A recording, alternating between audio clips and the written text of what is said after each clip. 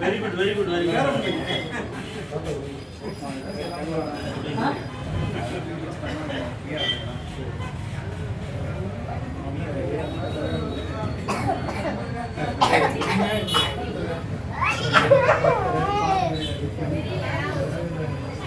அந்த ஒரு ஷாட் மட்டும் கட் பண்ணி திருப்பி ரெக்கார்டிங் போட்டுருக்கேன்.